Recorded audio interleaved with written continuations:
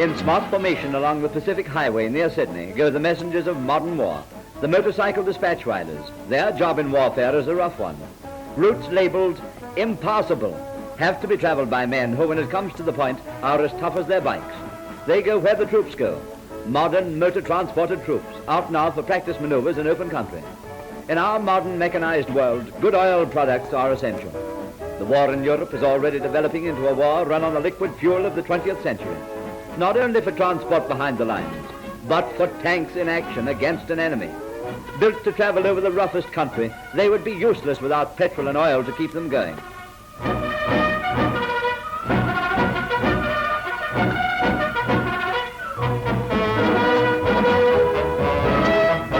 Everywhere, man depends on the machine, and the machine depends on high-grade oil products.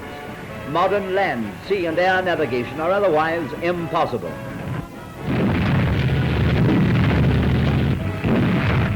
Queensland women take on a wartime job with Commandant Philp at the helm of the transport section of the Women's Legion. They mean business, and their business is to become efficient drivers and operators of military and transports. Under the expert guidance of Mr. George Lever, automotive engineer of Vacuum Oil Company, such strange things as carburetors and distributors lose their mystery. When they strike trouble, they'll know what to do, and they'll be able to do it. Go to it, girls. Australia is proud of you.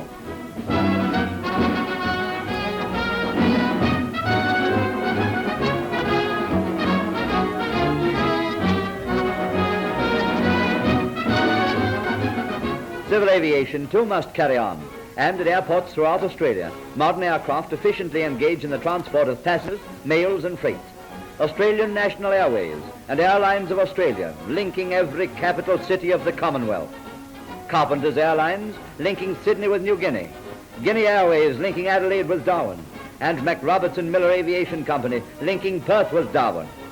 Fine services to which Vacuum Oil Company is proud to supply high-quality aviation fuels and oils.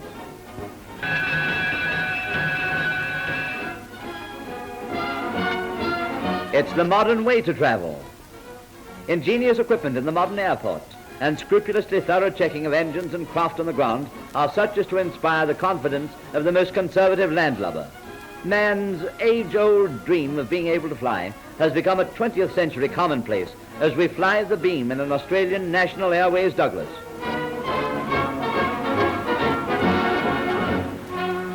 Like the dream of flight, the dream of discovering new routes to lands either old or new has haunted men always. Flying boat Cuba, bent on pioneering a new air route across the Indian Ocean to Africa, makes ready for her departure from Sydney. Appropriate that this pioneer flight should be associated with the use of Intava aviation fuels and lubricants, marketed by Vacuum Oil Company, who in 1895 pioneered the oil industry in Australia. The unusual flying boat with her wing-tip landing floats takes the water after being overhauled and refueled.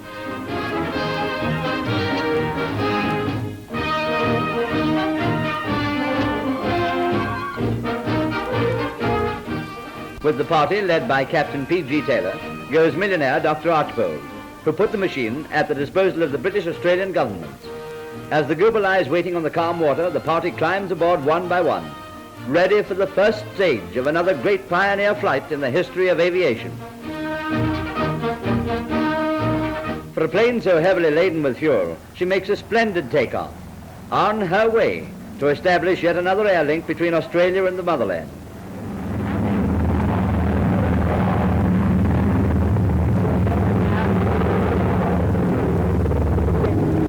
The Goober goes on her way while we head south to Fisherman's Bend, Melbourne, where for the first time in the nation's history, aeroplanes are being manufactured. Wings, fuselage, engines, all complete, and all Australian aircraft made by all Australian craftsmen. Here, hands must be skilled, brain and eye intent, for the work of making aircraft is delicate and exacting.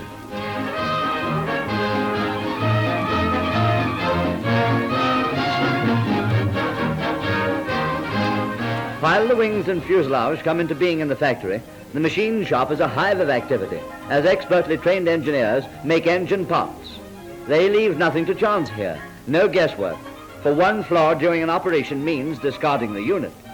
Lathes, milling machines, drills, machines of every description literally turn out the Wirraway engines bit by bit. This is a great new national industry with which vacuum products are closely concerned.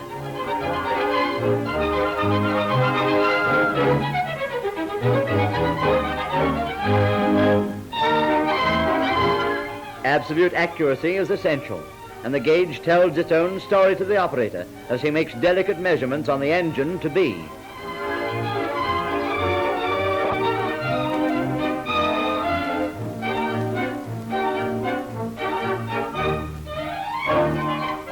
When all is ready, the moment comes for the actual assembling of the engine, unit by unit, a model of exquisite precision.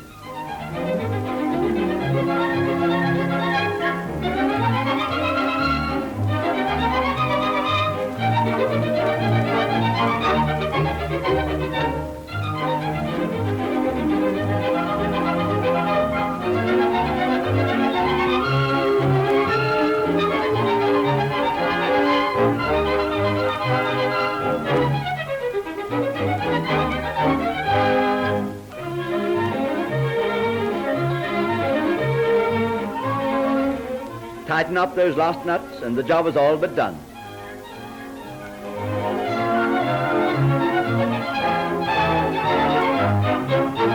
The job is done. Result, an engine like that. All Australian from prop to rudder. The completed Wirraway is ready to take off in its test flight.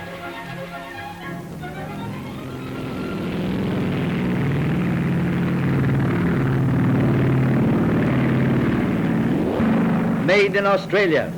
Appropriate example of the nation's great effort to be better and better armed against enemy action. From Wirraways to Avro Anson bombers as they prepare to make reconnaissance flights from Richmond Aerodrome, Sydney.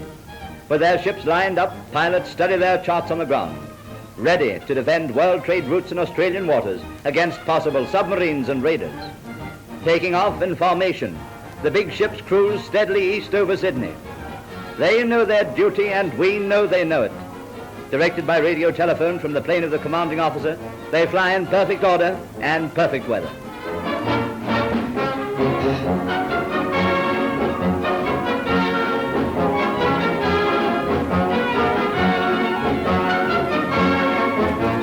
High above lovely Sydney Harbour, making a wonderful picture in brilliant sunlight. Bombers over Sydney, not enemy planes, but defenders of our common safety.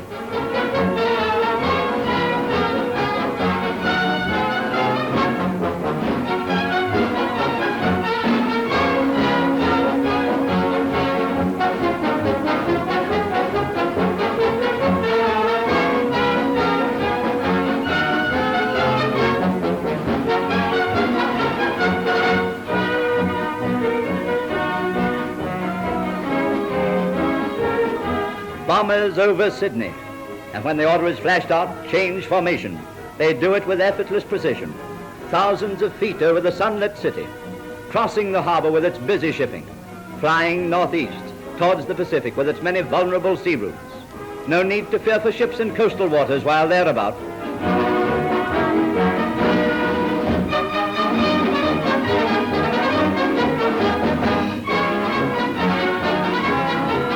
Peel off comes the command, and they bank and slide away as gracefully as birds, as light as feathers. Wartime guardians of Australia's commerce with the world. Vacuum Oil Company is indeed proud to play its part in supplying the fuel and oil used by the Royal Australian Air Force, a high tribute to the quality and reliability of vacuum products.